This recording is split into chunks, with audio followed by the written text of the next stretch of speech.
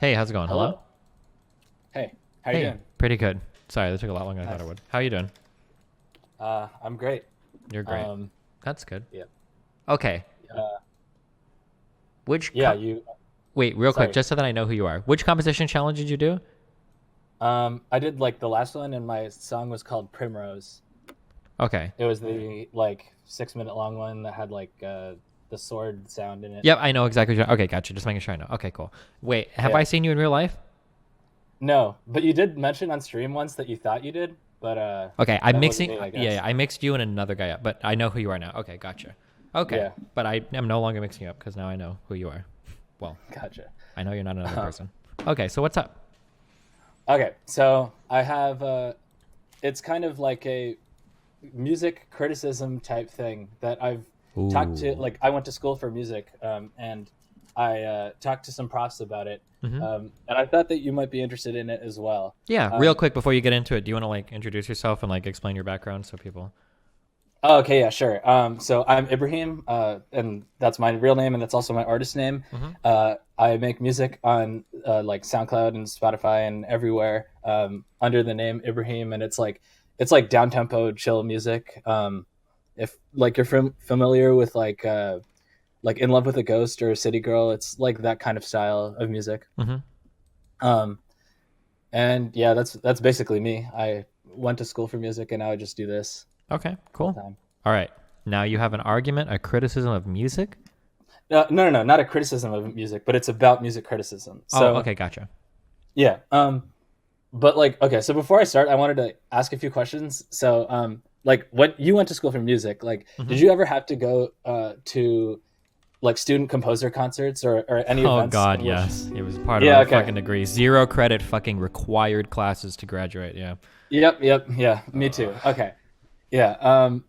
When you went, like, it was. I'm assuming it was probably like a mix of different types of pieces, like some more classical stuff, some more like experimental stuff. yeah, Am I totally right? depended on. Yeah, it was people from all Yeah. backgrounds in school. Yeah. Did you ever have to like write anything about those, or did you just have to like go and No, like be usually you had to there? go and collect the programs and then turn them in at the end of the semester to prove you went. Yeah. Okay, yeah, me too. Um, okay, so like when you judge like music or classical music, maybe specifically, like if I showed you like a Debussy piece or like a Stravinsky piece or something, like how would you judge like if it's good? I guess I know Um, that's a broad question. Yeah, so the way that I typically narrow this, I kind of have to do this for my composition challenges. I try not to say whether or not, I don't think you can truly say, well, depending on how conscious you want to get it. I don't think that art can necessarily be good or bad. I usually say like it's good or bad with respect to something. Okay, Yeah. that makes sense. So Mhm. like, let's like, what do you think about like concept art? Like, have you ever talked about that like when you went to school for music or like just in general? Can you be, that can mean a lot of things. What do you mean by concept art? Okay, like concept music, like something where you're not necessarily you're not necessarily playing a piece of music on an instrument, but Hmm. it's more something to illustrate a point. So this is like Like John okay, Cage type stuff or? yeah, exactly, like John Cage type stuff, Okay. or yeah, things like that. Like I'm what it familiar with it, like. but I didn't get, I only went to music school for 3 years because I Gotcha. was working too much. But Okay. yeah, we didn't necessarily, or we didn't go over this, but Okay, if so, like if you had to judge like an experimental piece of music, like how would you decide if it's good if you can't rely on like just like how well they played the piano or something? um, that's a really good question. I guess it would be like what, like, maybe I would appeal to how it makes me feel, I guess, or what the intention of, yeah, maybe just like how it makes me feel.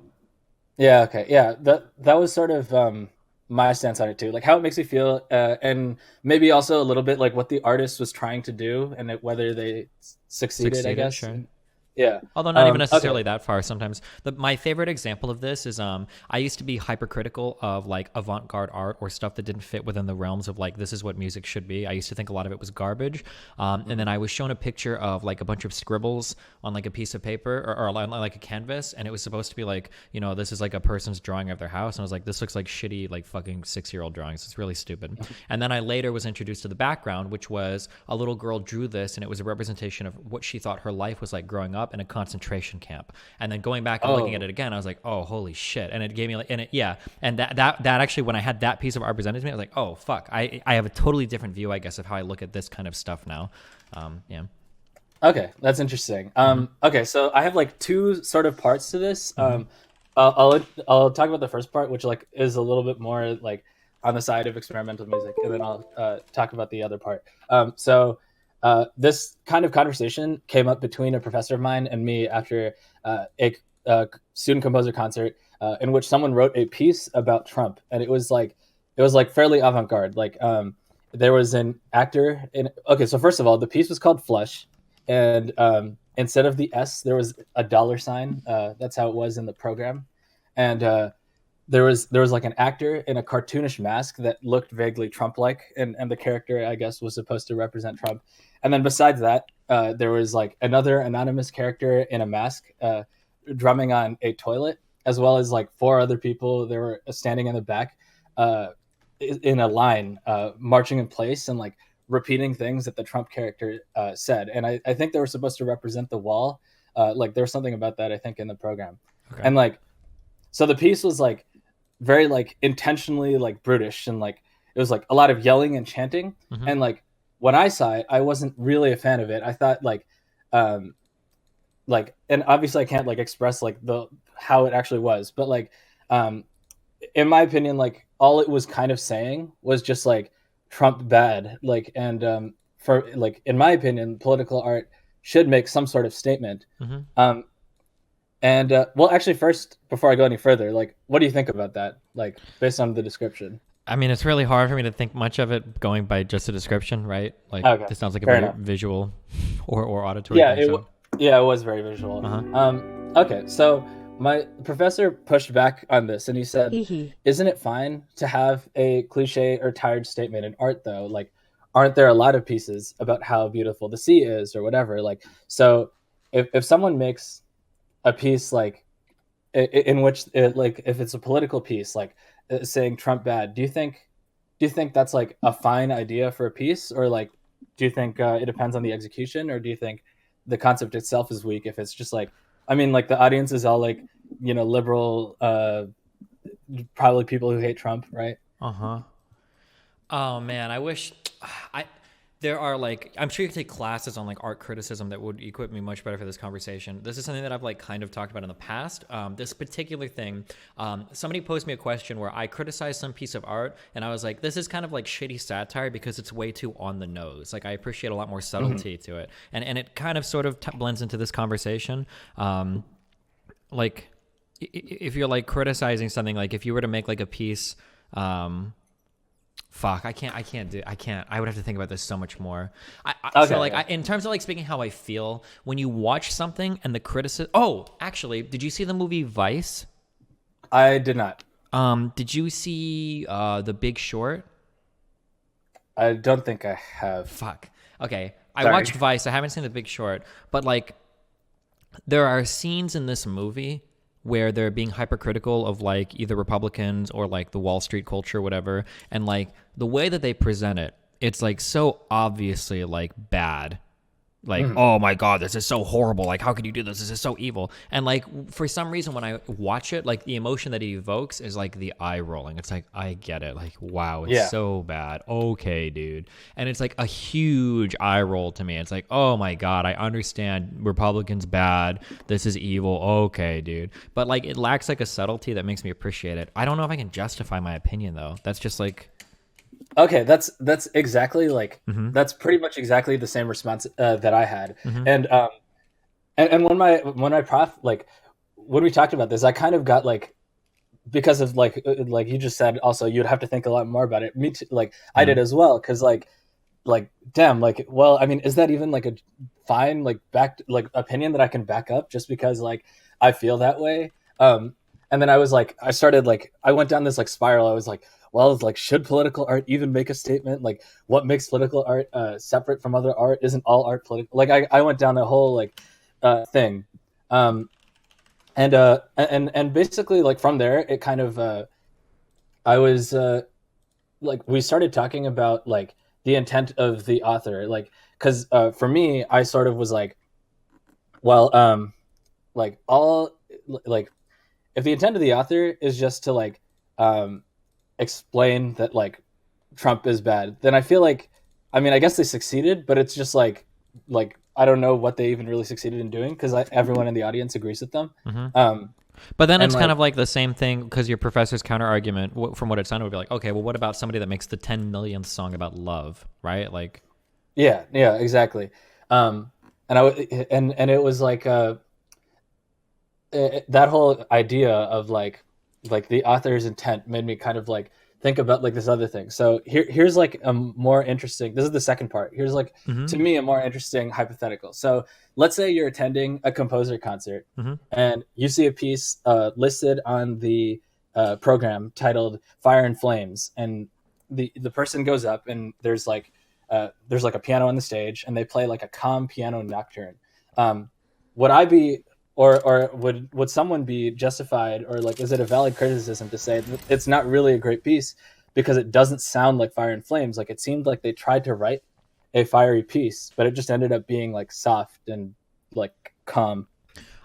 so I'm really hesitant to ever use the phrase like this is not a good or bad piece because that like just good or bad. I always try to say with respect to something. I would agree Right, though that right. like a valid criticism, like if you name a piece like Of Fire and Flames and it's like a solo piece written for flute that's like a fucking like a very somber, whatever kind of prelude or some shit, like yeah, then I'd be like, well, why is this called Of Fire and Flames? Yeah, I think that's a valid criticism. Or I don't like something like I don't really understand the title. I think that's okay. Yeah. Yeah, okay.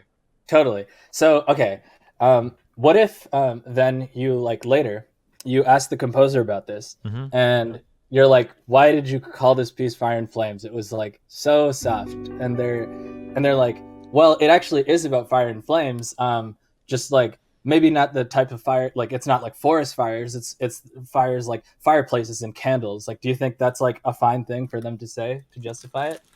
I mean, it can be their justification for it, and then I guess it's up to you to decide whether or not you think it's a good enough justification. I guess I don't know.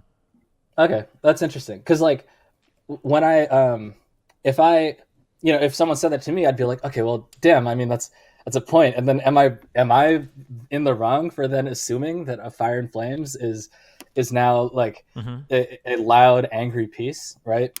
Um, but yeah, Yeah, like but what you're saying is like I don't know where you're at right now mentally on this. Wait, how old are you? Just curious. 23. Okay, cool. When I was in school, when I was around, I guess like 20, 21, 22. No, I guess it would have been like 18 to 21. My mindset was always that like if I need something meta to understand a piece, then the piece is shit. I should never require an outside source to inform me about the intent or to give me any more information about a piece of art to make me enjoy it more. And if I do, then it's garbage. I don't like it. Right. However, like I said, that Nazi girl piece, when I saw that and then was given the backstory to that, and I was like, oh shit, like it actually, I view this so much differently. When I had that moment, I started to open my mind up a little bit more to other pieces of art.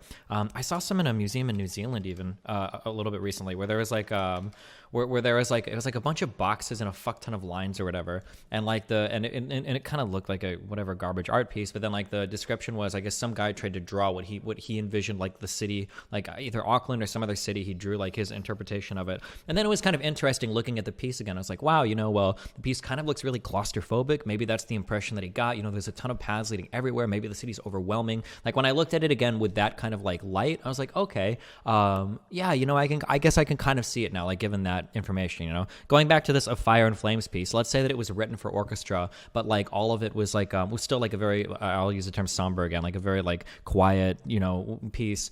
But then like maybe going back for the fireplace thing, maybe I listen to like the snare drums a little bit, and now the light rolls maybe will sound like a crackle in a fireplace instead of like wondering like, well, what the fuck is going on.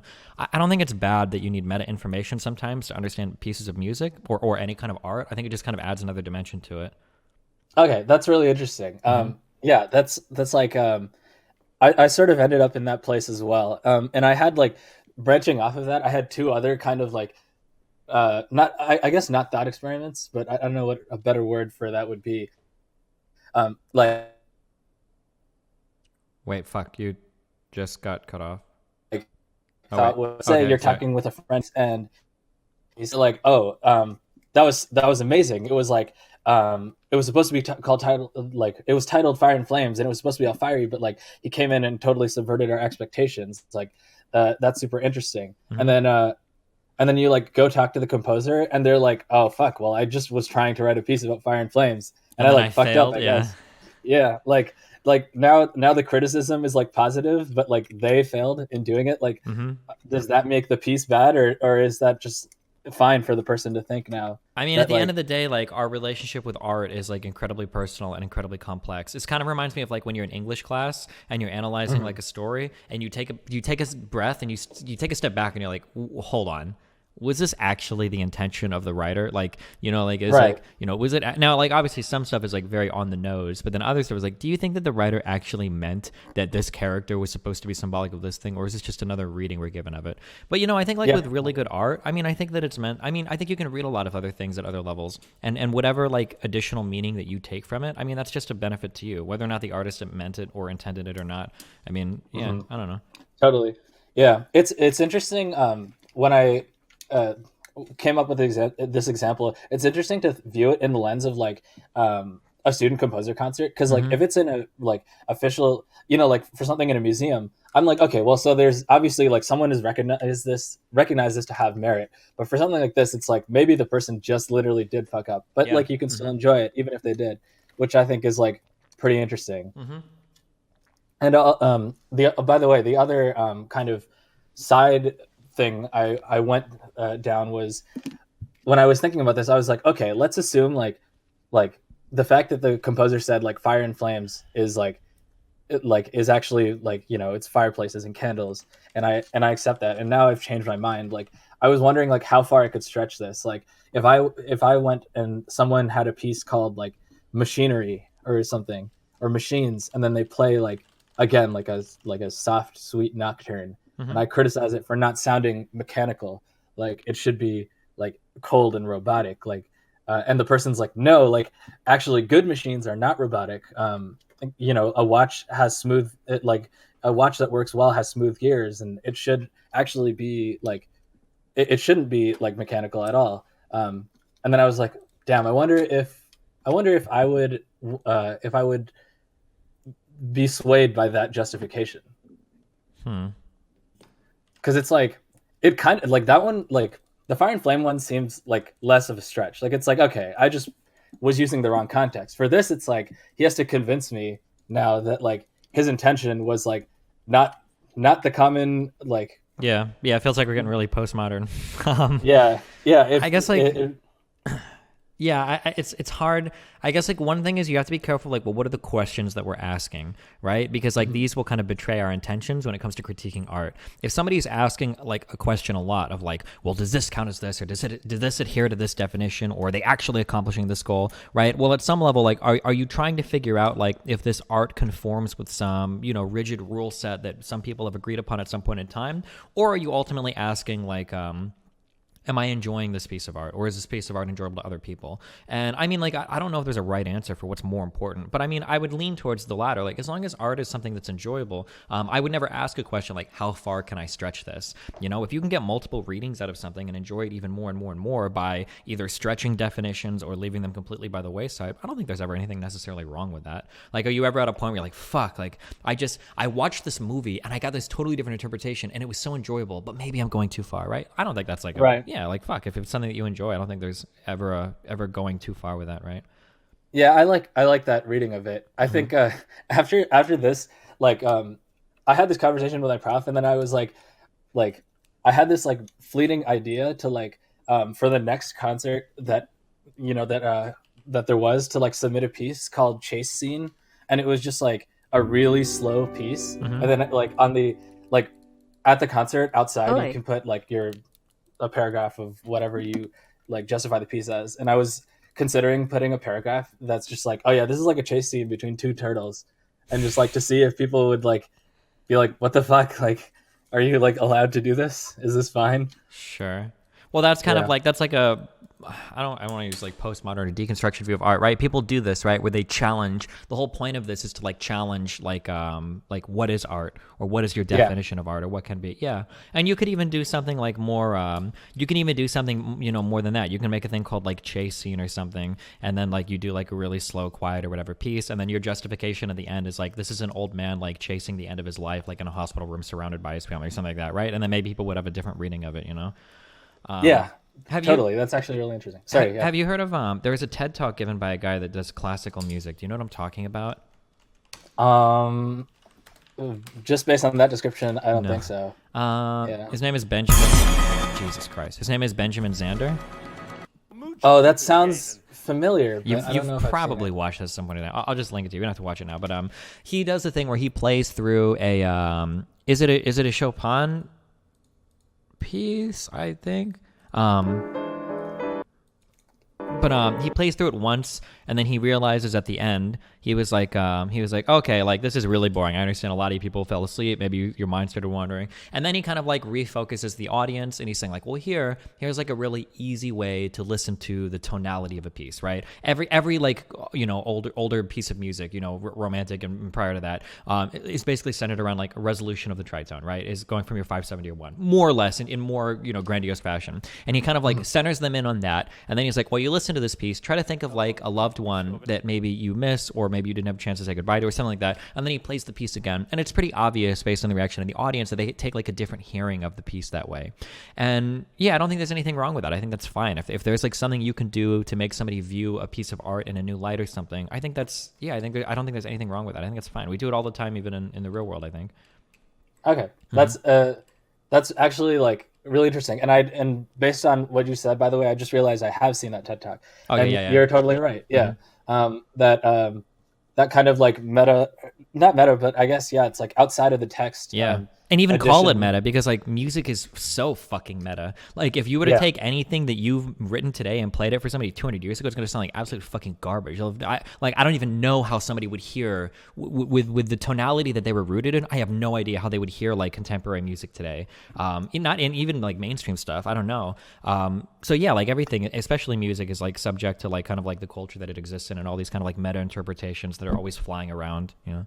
Mm-hmm. Actually, that's a super good point, because, I mean, a lot of it does just rely on the people around you, the culture that you're in, and who is perceiving the art, I guess, Yeah.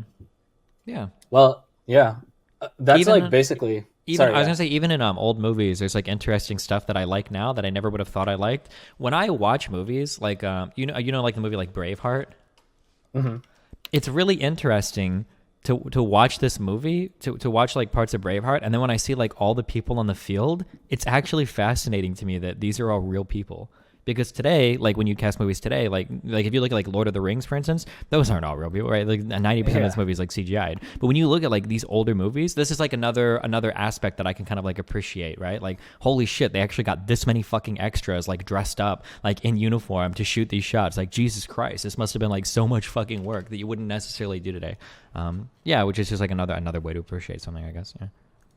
That's an interesting idea as well, because like I also like think about even though this isn't like the best example of that, but like sometimes I think about like how like technical ability, or like something that isn't like just like the compellingness of what you're trying to express, like how that factors into enjoyment of something. And like that's like an interesting example of something where it's like it's just interesting that they got a lot of people. Like it literally is just, that's the interesting part.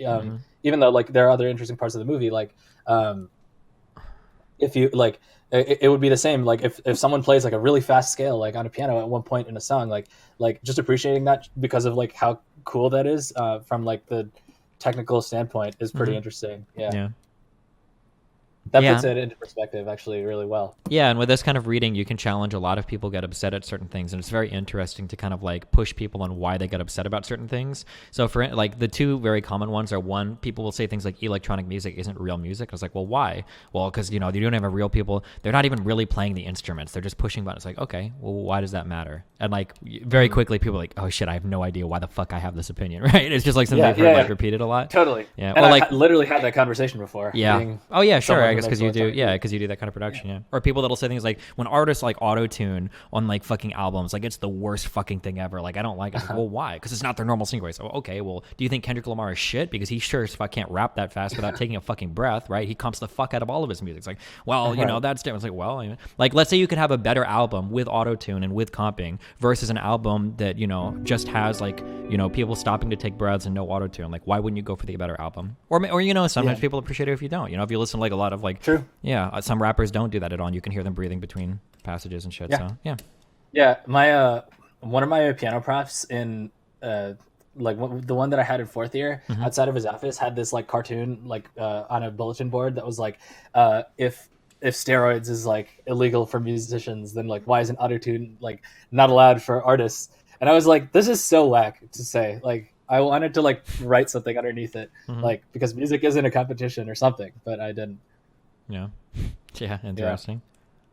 Um, well, that's basically all the stuff that I had to go through. Mm-hmm. But this is a really interesting conversation. You came at it in an interesting way that I Yeah. didn't expect. Yeah, I had to Yeah. do a lot of this kind of stuff because, like, when I went to music school, I don't know where did you go? Do you mind saying where you went to school at? Yeah, Wilfrid Laurier University. It's in Canada. Okay, gotcha. I'm super jealous because my friend growing up went to fucking Berkeley. Oh god, it sounded so Oh fucking man, amazing. Holy shit. I auditioned and then I fucked up at the audition like badly. What It was instrument? really piano. Oh, holy shit, dude. Those I can't even imagine. Fucking kids at like 18 auditioning for Berkeley. Those guys have got to be fucking insane. Holy fuck. They're insane. Yeah. Yeah, like unbelievably good. Yeah, I should have. I played like when I was auditioning, I played both piano and alto sax, Mm-hmm. and I should have picked alto sax. I feel like because all the other schools like that I auditioned to, there was like one school that I didn't get into on piano, but I got into every school on alto sax. So I feel like it would have been smarter to bet on that. But I guess Damn. that's how it goes. Piano is like probably better, anyways. It's more versatile. To, like, Yeah, I study. agree. Fuck, dude. I grew up. I don't know if you know, right? I played alto in college. That was my instrument. I wish I Yeah. would have done electric guitar instead. Fuck. That would have been so cool. Studying guitar, like people who study guitar Uh-huh. in university do some like really interesting stuff. All the people that I knew who were guitar majors were like super interesting. Yeah, and you can do. I just the thing I hate about horns is you have to be like a god to play alone and have it sound like really good. Like without Yep. any kind of accompaniment is so hard. And like with Yeah. piano, like even being shitter that I am, like I can play on my own like in places and sound okay because you just have to. Yep, totally. Fuck Yeah, yeah. things So- like guitar and piano, just like you can just jam and it's like fun. You can't really jam on like a sax without other people. Yeah. Yeah. No, not at Yeah. all. The oh, what I was gonna say about because of I guess when I went to school, there was like it felt like the art world, and I hear this criticism a lot of like non-progressive art communities. I don't mean that in the political sense. I mean that in like pushing boundaries. Like a lot of like the art world is very obsessed with kind of like gatekeeping the fuck out of everything and treating everything like as a museum. I'm Yeah. sure you must have heard this. If you were you in a saxophone studio? Did you do sax in college or no? No, I ended up going for piano. Oh, okay, gotcha. Did you ever hear any saxophone majors like relentlessly crying about people like Kenny G? Oh, definitely. Yeah. Yep. Yeah, and it like Even it just my piano prof did. yeah, and it just like not to make it like too not to get like too deep into the conversation, but like it's just very interesting to me that you have like jazz, which was like born in like these seedy clubs from like black people that played music that a lot of people didn't want to hear, that like were kind of like pushing like this art form like in a direction that was like very wrong in a lot of ways, you know, based on like what was the established and like recognized tonality. That nowadays for jazz, it's like literally like you have to learn all of the standards. If you can't play like Tank 5 or Giant Steps, you know, in 52 different ways, like are you even a real jazz musician? And it's like, why do we spend so much time learning these old fucking pieces? Like why can't we do new shit, you know? And like why do we worship the fuck out of like these old people? Like damn, I understand like learning old stuff is important to like develop your technique to get ideas or whatever, but like yeah, it seemed like there was a really big like resistance to like pushing forward into like newer realms, you know, like every jazz. I mean, like I'm talking a lot of shit, but like in my opinion, like every school should be studying people like Bad Not Good or fucking Snarky Puppy, not because they're like necessarily amazing musicians, because like hey, like this is jazz and it's popular today and it's pushing things forward. Like this is the type of stuff like everybody should be like moving towards, right? Instead of treating it like a giant music museum. Yeah. What was I gonna say? The way that it's like jazz has been institutionalized now makes me wonder if like the same thing will happen to electronic music Or and, rap. like hip hop. Yeah, yeah. Like I wonder if there will be like a rap class one day. With a bunch of white people, because that's all who plays jazz today in fucking college, right? Yeah, it'll be a bunch of white. Yeah, like Biggie Smalls, and Nas are the only real rappers, and you Yeah, guys doing your new experimental shit today. Like yeah, that's what it seems like, and it's so crazy. It's so weird. Yeah. yeah. Someone like at a blackboard explaining what multi-syllable rhymes are. Like, I don't know. I guess it's kind of promising in a way, but it's also like I wonder how bad that will be. Well, yeah, but like you don't want like for your universities and stuff. These guys shouldn't be like lagging so hard behind like music. Like they should be like not maybe at the forefront, but like studying like what are the trends today and like how is it that what you learned today can be used to like move you forward today and whatnot. Not like I want to go audition for a fucking orchestra that plays charity concerts that are only attended by like 70-year-old retirees in fucking New York or some shit. Definitely, yeah. I my favorite courses that I took when I was in university were the stuff where the profs like were aware of like the changing landscape of music, right? Like there was in my composition classes was where I first found out about wait, what's her name? Joanna Newsom or something. She's like a harpist or something. Okay. And she's she's she does stuff that's like very like I think would be appreciated by people in the art world, but she's also just like an artist. Like I think she's like married to or something to Andy Samberg or something. Okay. So like she's like modern and such. And like the best courses I think are the ones that kind of talk about like the stuff that's happened after like 1960 basically. Like I like or do you know who Colin Stetson is? Yeah, very good. He usually plays tenor sax, right? But he does like a lot of the circular breathing shit, right? Yep. Yeah. Like I feel like although I mean his stuff is definitely a lot more like art music-y, but like even stuff like that like needs to be talked about more, I think. Yeah, for sure. Yeah, definitely. Yeah. Well, I think that's basically all I had. This is pretty neat. It was a good discussion. Yeah. What do you do today? Like, are you still in school, or are you just trying to do music full time, or? Yeah, no, I'm graduated. I just do music full time. It's like, I basically most of my revenue is from like Spotify. Oh shit! Okay. Yeah, I don't like live. Like I live with my parents basically. But it makes like decent money. So hopefully, over like, a year or something, it'll be more. That's awesome. But yeah. Okay, I'm gonna hit you now. I'm gonna give you the hard hitting question. Are you ready? Oh shit! You have to answer honestly too. Okay. Okay. Are you ready? Yeah. Let's do it. Okay. The composition challenge piece that you submitted for me, was this one that you'd already been working on and you tried to sneak it under my composition challenge? Oh, no, but really? Here's okay. the thing. Okay. Yeah, okay. So here's what it was actually. So, when you like made the composition challenge, I was like, okay, I will definitely make something for this, but I don't want to like just make something like for this. So I sort of like tried to make it like something for the composition challenge, but then could also be enjoyed by like the people who regularly listen to me. That's why it's like. Yeah, that's why it's actually not even released on like my SoundCloud page. Like it's on like the Off the Jump page. Like if you see, like it's that's why the title is like Ibrahim Primrose. Yeah, I gotcha. Because like my label was like releasing weekly singles that year, and I was like, okay, I can kill two birds with one stone if I do the composition challenge and submit that at the same time. Yeah. Okay. All right. Yeah. But I can see why you thought that. Okay, just curious. Yeah. Well, okay, cool. Awesome. Well, hey, thanks for the conversation. If you ever want to chat again, just let me know about anything. All right. For sure. Cool. All right. I'll talk to you later. Yeah. Have a good one. Bye. Bye.